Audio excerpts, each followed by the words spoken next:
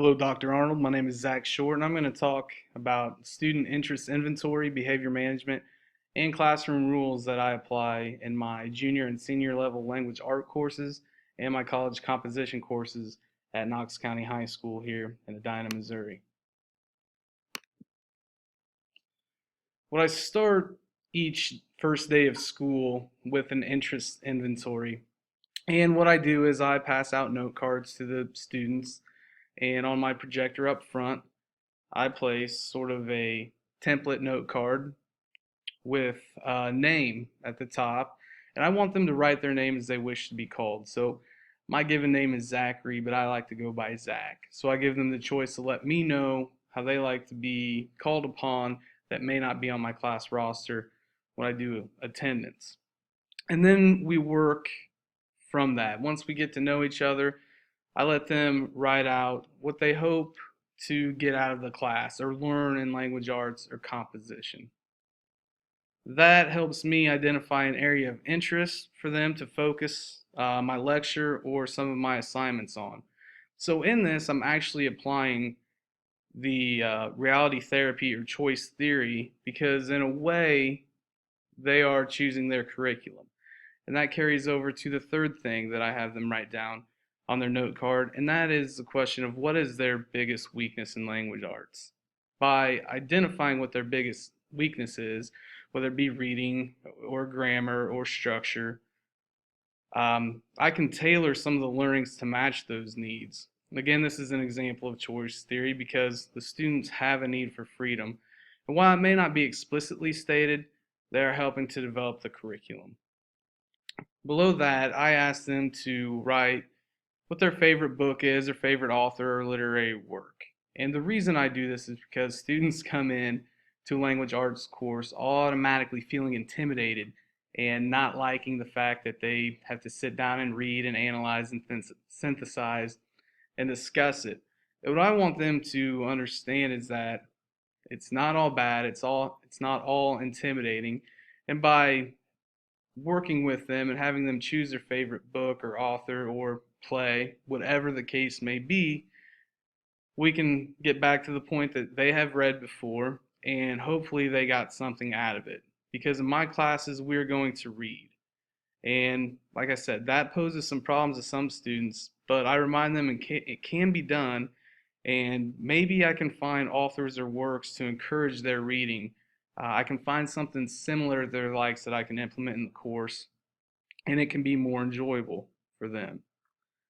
As we move down through our interest inventory, one thing I like to do is ask them what the favorite thing they did the past summer was. We're coming into school in August. They've been on a busy summer break. I want to know, what they did. It can be one big thing that they can expand upon, or maybe three things that they can give me a few details about. And the thing I like about this is it gets them opening up a little bit and focusing on the narrative part of our course. With our personal narratives, I put it in the students' hands because they are experts on themselves and they can let me know how they feel or what they think, and there's no wrong answer. It's a chance for them to begin writing and communicating. We use this prompt in the interest inventory as a short writing sample for my Language Arts 3 and Language Arts 4 courses. I have them go home and write it out or do it on their iPads and print it or email it to me. And they get close to a page on it and they tell me all about their summer. And not only do I get to learn a little bit about them, but I also get to see how they write and I can focus on things they need to improve on, whether it's tense agreement or any variety of things. Below that is what many consider silly, and that is why the chicken crossed the road. Now, I use this as a critical thinking exercise. I want students in my course to develop their critical thinking skills. So some simply answer the punchline they say to get to the other side, but some come up with elaborate tales. The point is that there's no wrong reason for this chicken crossing the road, but we can focus on the importance of asking and answering the question of why, thus increasing our thinking skills. I use this final question as a one-page writing sample for my composition courses. I let them be creative with it.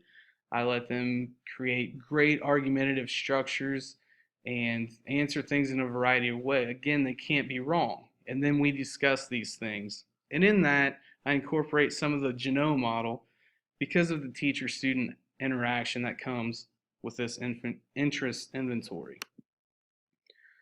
Now, in behavior management, I lean towards assertive discipline. Again, as I've mentioned, there are also uh, pieces of the reality therapy or choice theory in my classes, but I do tend to go with the assertive discipline because I agree that teachers have the right to determine environmental structure, rules, and routines that will facilitate learning. I feel that we have the right to insist that students conform to standards.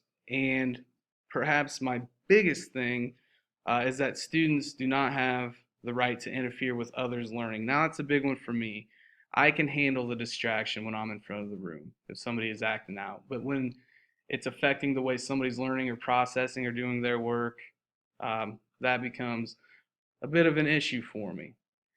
By picking from these two, it allows me flexibility in my management. I'm not too strict or not too loose in my behavior management styles. The main idea for me is to prevent or respond behavior problems so that they do not occur in the future, as was stated in our books. Uh, as I go on this, I can also say that, you know, I partially agree that students choose to misbehave, which is part of the assertive discipline style, but it's not black and white with me. There are many gray areas, and that is why my behavior management style incorporates parts of the reality therapy as well, where students are self-regulating and can learn to manage their own behavior. Because of their ability to self-regulate and learn, I believe that students often make the choice to misbehave.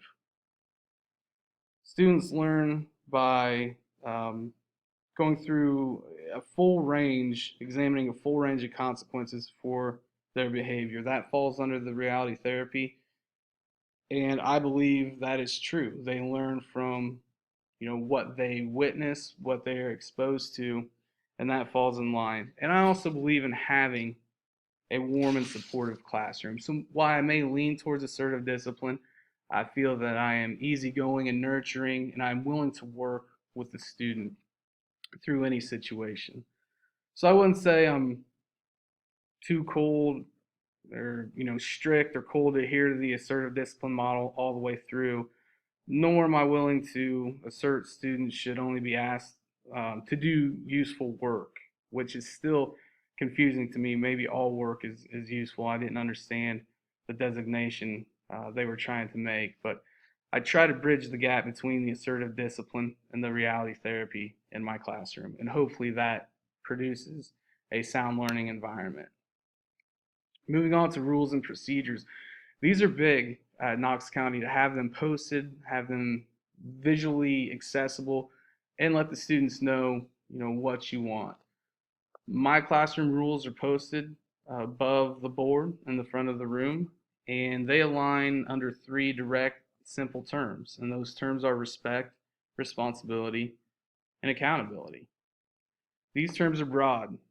They cover multiple issues, but if our students understand what each three are and what they mean and how to apply them, that can help with their decision making, and that can help them become more responsible, respectful, and mature, accountable adults, which is our aim, as well as teaching them content material. We're getting them ready for the real world as well.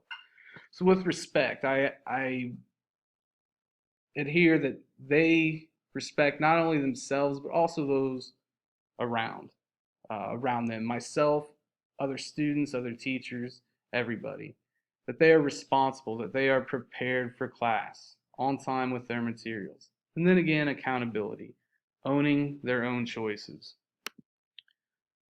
With respect, we have a lot of classroom discussions. It's not okay to insult or hurt someone if you disagree with their opinion.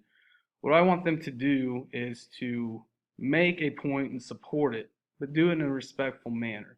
Downgrading somebody for the way they feel or the way they interpreted something does not work for me. You have to be respectful when we're engaging in these types of exercises. Being responsible, it's not only being on time and prepared for class, but it's also taking care of things that my students need to take care of, using good time management and decision making skills. There's a lot going on. They're busy, they're athletes, they're farmers, they're this and they're that. There's so many more things just in students or 16 and 17-year-old kids. And I'm hoping that they can learn to handle those things. I'm going to try to keep them on task with those, knowing that they can do it if they allot the time and they make the right choices with their time. Accountability, it's about acknowledging the decisions you make and accepting consequences for making the wrong decisions. I teach upper level English in college courses, so students are old enough to know right from wrong, and they should be able to admit and acknowledge when they make a mistake. And that goes a long way with how I deal with things. If they simply point the finger at somebody else or completely deny any responsibility or blame, it shows me that they lack some of the important traits necessary to be successful in life. My classroom rules, again, have a mix of the assertive model because I'm broadly dictating what is acceptable and what are unacceptable behaviors. But there's also the reality therapy as it comes into play because rules are being developed in the classroom. Now, I'm assertive because I dictate what's acceptable and unacceptable, but I also give the students a choice in this because as we're covering these sort of umbrella terms, different situations arise and we can have discourse upon those and we can kind of set forth what we need to be doing in those decisions that we have to make. Certain situations are going to call for the application of these rules, and we can work together on finding a suitable medium and guidelines for implementation just through discussion. Each situation is unique and it should be treated as such. So while I've laid out three main things, they're very broad and a lot of different circumstances could happen under those and we can work it out. The emphasis is really on the students to make proper choices. If they're making proper choices, the rules will take care of themselves. And if my students learn to make proper choices, they will grow as individuals, which is just as big of a goal of mine as them, understanding iambic pentameter or, comprehending symbolism in the scarlet letter. I think that they can all run together in my language, art, and composition courses.